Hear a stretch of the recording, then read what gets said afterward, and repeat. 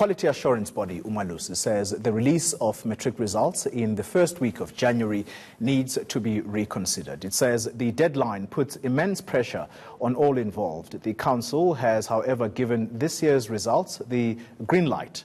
700,000 pupils who wrote the National Senior Certificate exams will receive their results on the 4th of January. And for more on this, we're joined by Umalusi's communications manager, and that's Mr. Ditaunyane. Mr. Ditaunyane, thank you very much for your time. Firstly, let's talk about the reconsideration that you're proposing, that the results be released on the first week of January. Why are you complaining? Well, thanks very much, Xoli. We are actually proposing rather than complaining. We are proposing that, seeing that the examinations are conducted, written by learners within, I think, about 4 weeks or so, and then immediately after that, the marking process kicks in. And the marking of learner scripts happens until mid-December. And immediately after that, Umalusi has to start with its own standardization process. Now, we are saying that the deadlines are too tight for us. In fact, we have been talking to our stakeholders informally for the past few years about this. But we believe that it is about time that we started a new conversation about it, because there's no reason whatsoever for us to really place ourselves under such tremendous pressure, especially when, you look at what everybody has to do. Now, it's an issue of deadlines, right? Because a lot goes into organizing exams, and a lot goes into the conduct, administration, and management of exams. And it's not just an Umalusi thing. It's about everybody who is involved. And by everybody, we mean all the assessment bodies. DBE included, DHET, IEB, Sakai, Benchmark. And another thing that we have had to grapple with as Umalusi is that we have also had to take on more work in terms of the assessment bodies that we have to quality assure. And because of that now, it means that we have to do a whole lot more than we used to do. So that is one of the reasons why we say, but everybody is operating under pressure, and pressure has been brought to bear on the entire exam system in the country. All right, let's move on to this particular subject now. Of the 67 subjects that the pupils are tested on for the Department of Basic Education, how many of these subjects had their marks adjusted upwards, and why is this necessary? Okay. Now, it's very interesting that every time when we talk about adjustments in relation to our own standardization process, the focus tends to be more on the upward adjustment than the other adjustments. Now, let me try to contextualize everything. Now, after the standardization process would have taken its course, there are 3 possible outcomes. The first outcome would be possibly to take the raw marks. And by raw marks, we mean the actual marks that the learners have obtained in the exam. And that is our preference. Now, the second outcome would possibly be adjusting upwards, and thirdly, adjusting downwards. Okay. So there are reasons for those 3 outcomes. Particularly the reason for adjusting upwards. The reason for adjusting upwards, well, they differ from one subject to the other. Remember, we standardize per subject. So the dynamics that prevail within each subject will be different. But I will give you some examples. Because remember, one of the key principles of standardization is fairness, in the sense that we want to be fair to all learners across all assessment bodies. And for example, if for this particular year, an exam paper has been unusually difficult for learners compared to previous years, right? In terms of the calibration of questions in terms of issues around cognitive levels, in terms of sometimes it could be an issue also of learner interpretation of questions and so on and so forth.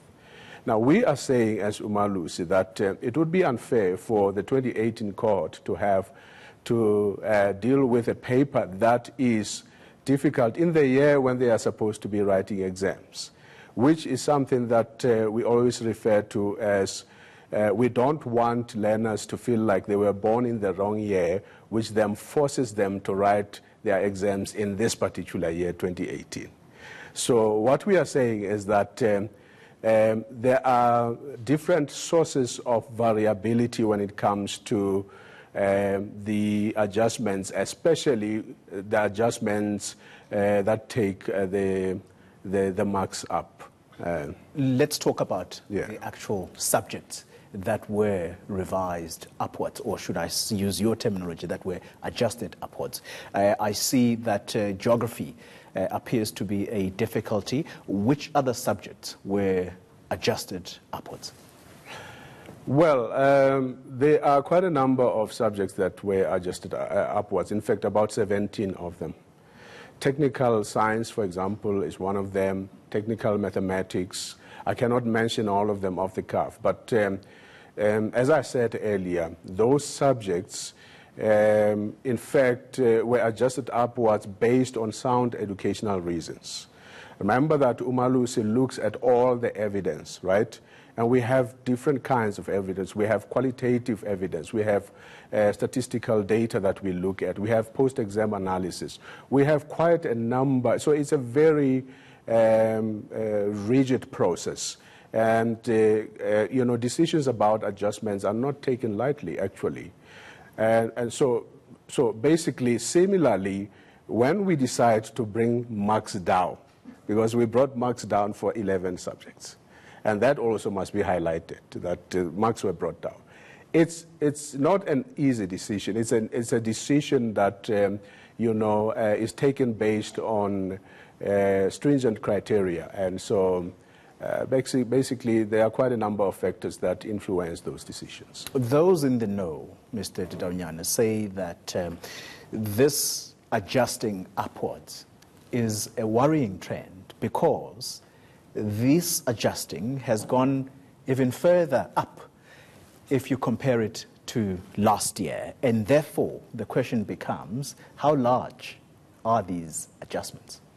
Okay. Now, in terms of doing our work of standardization, we are guided by principles, right? And one of the principles of standardization is that you cannot increase the marks of learners by more than 10%.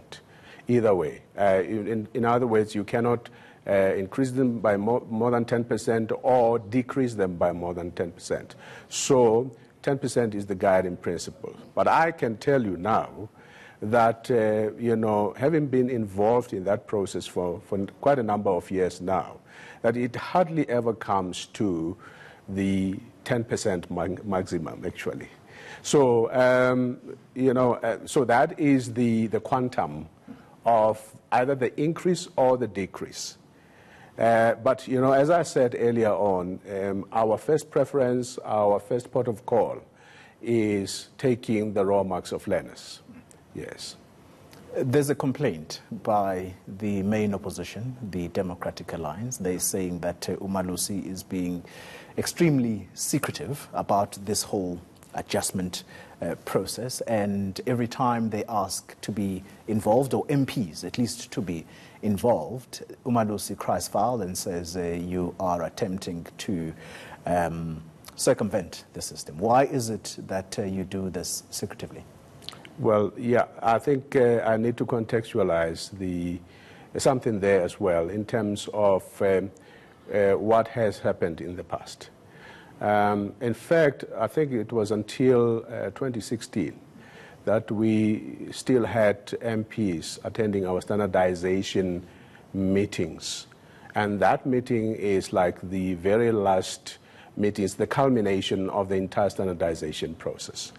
And we used to invite them to come and observe the proceedings. But then we, hit a snag in terms of some people taking the information from those standardization meetings and literally politicizing that information. And we said, our interest lies with the learners. We want to do what is in the best interest of the learners, and therefore we don't want the outcome of this process to be tainted by negative reporting in the media and so on, people making all kinds of statements about it. When in fact we know that much of what is being said out there is actually not true. So as Umalusi, we have said that since 2016, we'd rather not have politicians coming in as observers. However, we still have other observers, like your trade unions still come, like other organizations like your South African Qualifications Authority, USEF is one of those that come regularly, and so on and so forth. So we do have observers, and so the claims that we are trying to hide what we are doing are actually not very accurate. We out of time, Mr. Ditaunyane, but I've got to put this to you very quickly. The main concern here is the quality of that paper, the matric certificate, and that gradually it is losing its value with these adjustments upwards or downwards. Your thoughts on that? No, that is not true at all.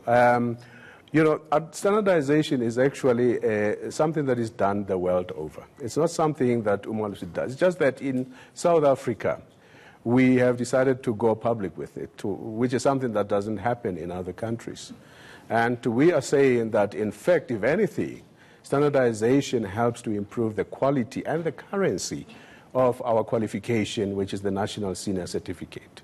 So we really want to disagree with that. All right. Thank you very much for your time. That was Umalusi's communications manager, Mr. Lucky Ditaunyane.